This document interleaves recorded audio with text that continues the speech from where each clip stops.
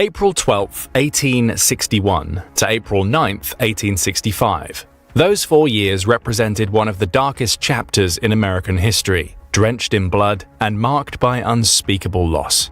The US Civil War claimed the lives of up to 750,000 soldiers and who knows how many civilians. After the war ended, virtually the entire South lay in economic ruin, with once prosperous lands reduced to desolation and despair. Whole cities ceased to exist, their streets haunted by the horrors of war. Social turmoil and political instability plagued the nation, leaving scars that would linger for generations.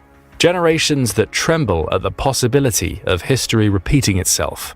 While the idea of America being broken by bloodshed once again seemed outlandish not so long ago, this is no longer the case. A second US Civil War seems to be all anyone can talk about, and this war might be a lot closer than you might think, or at least that's what American citizens believe. Recent polls conducted by Rasmussen reports show that as many as 41% of Americans believe that a second US Civil War is likely to happen within the next 5 years. Even worse, if President Joe Biden gets re-elected in 2024, the war might even come sooner, as 37% of respondents see his victory as a potential trigger for conflict. Of course, this shouldn't be surprising, given what happened the last time Trump was defeated by Biden. But should we really be preparing for massive clashes of two ideologically divided armies along established fronts, battling for the soul of America? Not quite. If a second US Civil War were to happen, it would bear little resemblance to the conflict of the 1860s. After all, the US societal dynamics have significantly evolved in those 150 years or so. So has the nature of warfare itself. So what would a second US Civil War look like? Stick around to find out. But first things first, if you aren't among the 41% of people practically gearing up for conflict, you might wonder, are things in the US truly that bad, or do they only appear so? The answer is a little bit of both. There's a litany of reasons why a second US Civil War appears inevitable. Here's why. A second US Civil War might seem inevitable for the simple reason that almost everyone is pushing the idea of a second Civil War. The politicians, the media, and as you've already heard, even the people. As far as politicians go, numerous household names have been calling for a national divorce publicly and loudly, though a national divorce might be a nice way to put it, as the word bloodshed has been bandied around in Republican circles. Of course, not all politicians are stoking the flames of war as directly. Some, like Representative Marjorie Taylor Greene of Georgia, make mentions of a civil war and taking on an enemy, but later clarify their statements as rhetorical and metaphorical. Naturally, this does little to alleviate the concerns of those who fear that such rhetoric could escalate tensions and incite violence. In fact, the more this kind of talk gets normalized, the more violence will seem normal, or even worse, inevitable. The media also does little to ease these concerns, as sensationalism and polarization have become the norm in today's media landscape. So take your pick. Where will you read or listen about an impending US Civil War? Will it be in a newspaper, with one sensationalist headline after another? The threat of civil breakdown is real. The Second American Civil War is underway. The next US Civil War is already here. We just refuse to see it. Or perhaps the movies will do it for you. Just check out the 2024 dystopian thriller aptly named The Civil War, with gruesome depictions of violence in a divided America that left audiences shaken and terrified of what's to come. Naturally, you can always go for the books, which feature prominent titles predicting the downfall of American society, but be careful how you choose. Books like How Civil War Starts and How to Stop Them by Barbara F. Walter and The Next Civil War, Dispatches from the American Future by Stephen Marsh offer insightful and thought-provoking perspectives on a second civil war, some of which you'll even hear in this video. Books like The Turner Diaries, on the other hand, can do nothing but radicalize and inflame already volatile sentiments. In fact, this so-called Bible of the far right has already inspired acts of violence and terror, including the Oklahoma City bombing. Unfortunately, these random acts of violence might be exactly what's in store for the second US Civil War, but more on that later. For now, let's wrap up the reasons why this war might seem inevitable in the US. As mentioned, the third element is the people themselves.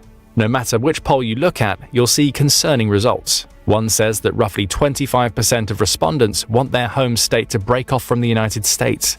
Another shows that more than half of Americans believe that a cold civil war has already begun. Look at the third, and you'll learn that over half of self-described strong Republicans say a second civil war is bound to happen. The Republican sentiment toward a second civil war is particularly concerning, as a significant portion of Republicans seems to be fantasizing about an armed conflict. and they're making no secret of it. MAGA Civil War was plastered over sweatshirts seen across the mob that swarmed the US Capitol on January 6th.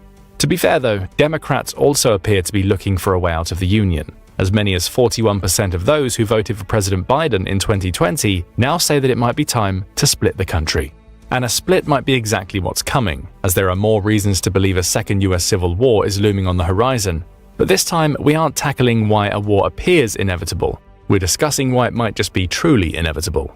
But how can we tell? Aren't wars in the current global setting quite unpredictable? They absolutely are, but not civil wars. Civil wars have predictable patterns. For that reason, we've gathered some of the most prominent of these patterns, as pointed out by authors like Marsh and Walter, to see how the current US situation aligns with historical precedents. Interestingly, some of the reasons we mentioned for why a war might seem inevitable also align with these historical patterns, making the threat feel all the more real. Take press coverage as an example. Increasingly divisive press coverage is a hallmark of an impending civil war. Sounds familiar? Remember when Tucker Carlson refused to play any clips of President Biden's inaugural speech while downplaying the violence that occurred on January 6th? Really not a lot happened that day, were his exact words. Granted, such coverage is miles away from the media bubbles known to fuel past conflicts, but the principle stays the same. Biased and inflammatory reporting can deepen divisions and escalate tensions. And this doesn't even have to happen in traditional media. So far, social media has done a disturbingly good job of paving the way for potential bloodshed. The US had already had a taste of this during the 2020 riots, when videos shared on social media fully convinced some people that gun-toting racists were headed to their homes next. But as effective as social media is, it's not enough to push an entire nation into an armed conflict. No, a few other factors must be thrown into the mix. How about the legitimization of violence? Another phenomenon that we've mentioned and that seems to be unfolding in the US. Or perhaps the abandonment of responsibility by political leadership, something former and potentially future President Trump is all too familiar with. While all these factors have historically contributed to a civil war breaking out, none has been as effective as entrenched national polarization and factionalism. The polarization must have no obvious meeting place for resolution, while factionalism is typically religious or ethnic in nature. While the latter might sound like something out of a history book, the former is alarmingly present in today's America. The divide between the two major political parties has deepened to the point where any compromise seems impossible. Worst of all, the division is no longer just about policy differences, it's about identity. Americans no longer just support a political party, they identify with it, often to the exclusion of all other perspectives. This kind of polarization can make any disagreement feel like an existential threat and lay the groundwork for conflict. And that's precisely what Barbara Walter labels as a warning sign for an impending civil war, the rise of intense political polarization based on identity rather than ideology. Also important, these two factors should be roughly equal in size and equally afraid of being crushed by the other. Ring any bells? Another important characteristic about these two groups is that the one that typically starts a civil war is the one that was politically dominant before but is now in decline. As Walter puts it, these groups have either lost political power or they're losing political power, and they truly believe that the country is theirs by right, and they are justified in using force to regain control because the system no longer works for them. This makes the 2024 US presidential election a potential flashpoint. If the losing side feels that the election was stolen or that their life is under threat, they may resort to violence to protect what they see as their rightful place in society. With both sides equally convinced of their righteousness, the stage might be set for a violent conflict. A second US Civil War, if you will. But what would this war truly look like? It's finally time to break it down. Though, as already said, framing this conflict as a second US Civil War does presuppose certain ideas about what this conflict might entail. But the truth is, a second US Civil War would be vastly different in terms of who is fighting, how they're fighting, and how the fighting even started.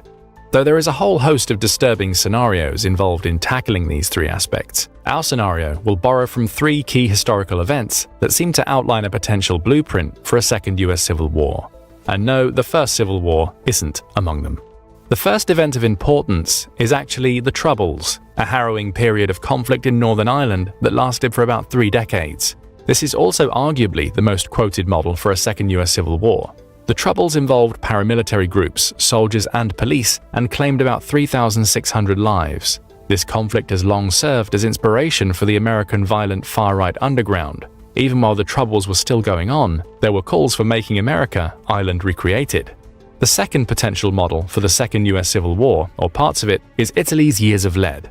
This refers to a period of socio-political turmoil and terrorism that lasted from the late 1960s to the late 1980s, characterized by a wave of bombings, kidnappings, and assassinations carried out by various extremist groups on both the left and the right of the political spectrum. The Years of Lead claimed the lives of over 1,200 Italian civilians. And the final notable event is La Violencia, a 10-year civil war in Colombia that started in 1948 and was fought primarily between supporters of the liberal and conservative parties and marked by widespread rural violence, massacres, and assassinations. Aptly named La Violencia, which translates to violence, this period cost at least 200,000 people their lives. This means that 1 out of every 50 Colombians was killed during this brutal conflict. With all these historical parallels in mind, let's paint a picture of what a second US Civil War might look like. First up, who will be fighting this war? In the 1860s, the two sides were easily identifiable, the North and the South. However, such clear geographical division can't be made in the 2020s. But why not? Well, there might be the so-called blue states, which are typically Democratic-leaning, and the red states, which are typically Republican-leaning. However, this divide isn't as clear-cut as it was during the Civil War. Take Maine as an example. Maine has voted Democratic in the last 8 elections. On paper, this makes it a blue state through and through. However, there are sparsely populated counties in Maine's interior which fiercely supported Trump. A similar scenario can be found in quite a few US states. Nebraska might be ruby red, but this didn't stop one Omaha district from voting for Biden. The coastal cities of California might be solidly blue, but the inland areas are much more conservative. And let's not forget Texas. While it's typically seen as a red state, major counties in cities like Houston, Dallas, and Austin are Democratic strongholds. So virtually no US state could be entirely pigeonholed into one political category or, in this case, one warring party. If you were looking for a geographical division, it would be more like county versus country. The 2020 election results paint a picture of what this might look like numbers-wise.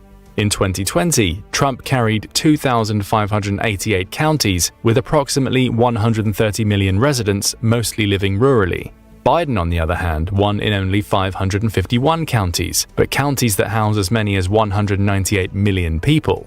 Most of the counties in question are inner-core urban counties, where Trump had little luck. So, do we have our warring sides yet? Are we looking at two large armies, tens of millions of Republicans in one corner and tens of millions of Democrats in the other? Nope, not even close. There won't be any large armies in the Second US Civil War. No large armies, no vast battles, no massed ranks marching into a bloody conflict. If the Second Civil War is to happen, the fighting will be heterogeneous, distributed, and asymmetrical. The parties involved in this fighting will be smaller dynamic factions brought together by shared ideology and affinities. But how will these factions form?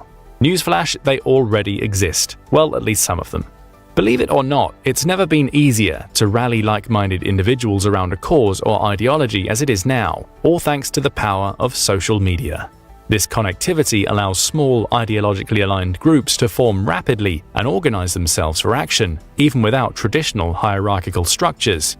Also, these groups can disband and disappear just as fast as they've assembled, making it challenging for authorities to track and monitor their activities.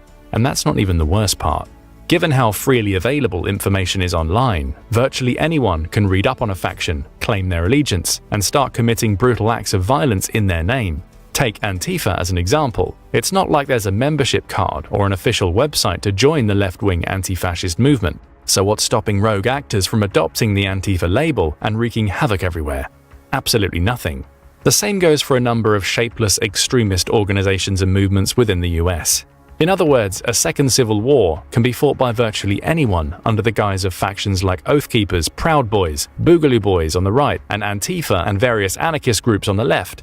These factions could be similar to Italy's Red Brigades, armed terrorist organizations responsible for numerous violent incidents during the Years of Lead. The outcome of the 2024 election will likely lead to the proliferation of new formations, regardless of who actually wins. And the spawning of factions on one side can only lead to a response from the other side. Before you realize it, we're left with tons of smaller far-right and left-wing groups just waiting for the spark that will ignite a powder keg of conflict. But what will the spark be? That's the thing, no one knows. This brings us to the next important aspect of the Second US Civil War: How will it start? One thing's for sure, few people will see it coming. As Barbara Walters, who has interviewed numerous people who've lived through civil wars, puts it, to somebody who studies it, it's obvious years beforehand. But as for the people, they're all surprised. And let's be frank, sometimes even the people in power don't see it in time. Let's look at the 1916 Easter Rising in the UK. It was only days before that fateful April 24th that the British state realised the imminent threat of an Irish rebellion. Or take Yugoslavia as an example. The cosmopolitan elites knew that the Serbian militia was arming themselves for conflict, but dismissed it as a minor issue that would resolve itself. They even made fun of these factions, calling them dirty and stupid. Yet all jokes ceased once the spark of insurgency was lit, somehow surprising the elites. However, La Violencia might be the best example of how this spark could become a flame in the US. Sure, it was pretty obvious that the liberals and conservatives in Colombia weren't particularly fond of each other. There were even talks of a coup against the existing government, but few expected this division to spiral into a bloody conflict that would last for years, which was exactly what happened after Jorge Elisa Gaitan, the leader of the Liberal Party, was assassinated in Bogotá, and that was back in 1948. Recruiting new members and stockpiling weapons on a scale can now be done in a much more covert manner. So let's say disgruntled factions do take up arms and start a conflict. What will this conflict look like? As mentioned before, we're looking at random acts of violence and smaller pockets of unrest, as opposed to large-scale organized military conflict. Unfortunately for those adamant about denying the possibility of a second US civil war, these random acts of violence have already begun, mostly triggered by the January 6th attacks. Some were successful, like the bludgeoning of Paul Pelosi, the husband of the US House Speaker Nancy Pelosi. Others were luckily unsuccessful, like the planned murder of the US Supreme Court Justice Brett Kavanaugh by a gun-toting extremist who showed up at his house. As the war approaches, these acts are expected to become less random and significantly more precise as the extremists take violence directly to the people. What added to this chaos was the fact that the attacks were often blamed on the opposing faction, further sowing distrust among the populace. This was the case with the Piazza Fontana bombing of December 1969, which killed 17 people and injured 88. The attack was carried out by Ordine Nuovo, a far-right paramilitary terrorist group, but initially pinned to the far-left groups. Besides spreading panic, these attacks also managed to radicalize people, expanding the conflict further. Many experts believe that this is precisely what would happen in a second US civil war. Smaller groups would start in smaller pockets of unrest, but the violence would spread like wildfire all throughout the US. As was the case in the Irish Troubles, the violence could be everywhere, but also nowhere. What do we mean by that? Well, as the US Civil War wiped out entire cities in the 1860s, a more urban second iteration of this war would see scattered skirmishes at best, with violence that's pervasive yet elusive. So much so that some people wouldn't even experience it. Even in Northern Ireland, which barely had 1.5 million people during the Troubles, many residents never experienced violence firsthand. Now imagine a country as vast as the US, with over 333 million people. The violence would be concentrated in certain hotspots, leaving large swathes of the population untouched. This dichotomy would create a surreal reality there. Despite widespread media coverage and a palpable sense of fear, many Americans might go about their daily lives without ever encountering the conflict directly. Yet the sporadic nature of violence would undoubtedly contribute to a constant simmering tension, making the war feel both omnipresent and invisible. In this sense, the Second US Civil War will be more of a psychological war for most Americans. In most cases, it would be the constant fear that the other side is mobilizing and gearing for attacks that would push people to action rather than first-hand experiences themselves. But there's one major difference between the Irish, the Colombians, and the Italians being pushed to action as opposed to the Americans: the guns. The US is estimated to have the highest gun ownership in the world, and by a significant margin. This applies to both the total number of civilian firearms owned and the number of guns per 100 people. All in all, the US has around 393 million civilian-held firearms in circulation. If you remember, the US only has 333 million residents. This means that there are more guns in the US than there are people. To put this mind-blowing fact into perspective, all you need to know is that the country with the second highest gun ownership, Yemen, only has roughly 53 guns per 100 people. The US has 120 per 100 people. So what does this mean for our second civil war? Well, it means that people who want to join the fight don't have to look far to arm themselves. Their golden ticket is likely waiting for them in a safe or a closet at home. Worst of all, Some of the people who already own the most weapons in the US and fervently defend the Second Amendment that protects their right to bear arms are often the same people already preparing for this scenario. Of course, if this isn't the case, they can always just buy the necessary weapons and exact revenge or carry out their plans with minimal effort. With new armed individuals constantly joining the fight and existing factions becoming more militant, the potential for violence to spiral out of control is very real. Before you know it, the Second US Civil War can turn into pure anarchy. That's what happened during La Violencia. Even the ordinary people perpetrated the most heinous acts. The violence got so bad that whole swathes of people associated with the opposing party within a small town would be gathered up, executed, and buried in mass graves. Every semblance of boundaries ceased to exist, plunging the country into a never-ending state of terror. Of course, we use never-ending relatively, as La Violencia did come to an end after 10 long years. The years of lead lasted even longer, almost 15 years. The Troubles nearly doubled this number, continuing for almost 30 years. So what's in store for the US? How long will its descent into chaos last? The answer is shrouded in uncertainty, but years of conflict, turmoil, and terror would almost certainly lie ahead. This, at least, if the nation is allowed to follow the dark path it's currently treading. However, to end this video on a lighter note, many experts believe that a full-blown civil war isn't waiting on the other side of that path. These experts argue that no country as sophisticated and democratic as the contemporary US has ever descended into a civil war. They also claim that the US might have plenty of internal strife to deal with, but this in no way represents the kind of crisis needed to light a spark for a civil war. According to these experts, the US people are more disillusioned than fanatical, more circumspect than impulsive, more pragmatic than idealistic. And these people aren't going to just take up arms and start shooting at their neighbors. Then again, remember what Henry Adams, the grandson of John Quincy Adams, declared at the end of the 19th century. Not one man in America wanted the Civil War, or expected or intended it. In other words, unforeseen circumstances and escalating tensions can lead to conflict, even when one isn't actively sought. So a second US Civil War should in no way be treated as a foregone conclusion. But at the same time, constantly talking about this war might act as a self-fulfilling prophecy, potentially exacerbating the very tensions it seeks to eradicate. But what do you think? Is the US truly on the precipice of a second civil war? And if so, what will this conflict look like? Do you agree with the course of events outlined in our video? Or do you have another idea of how this war might start, unfold, and end? Share your thoughts and theories in the comments section below. Now go and check out These US States Will Be Sacrificed If World War III Starts. Or click this other video instead.